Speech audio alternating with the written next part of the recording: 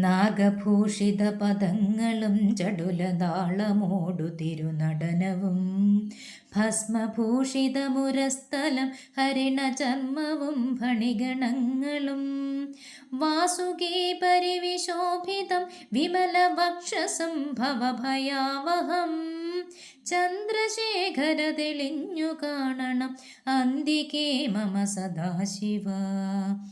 നീലകണ്ഠ തവ നീലകണ്ഠവും അതിൽ പുളഞ്ഞൊര ഹിമാലയും ഭൂതിശോഭ വഴിയും കരങ്ങളിൽ ഡമഡമാരവ കടും തുടി ശൂലപാണേ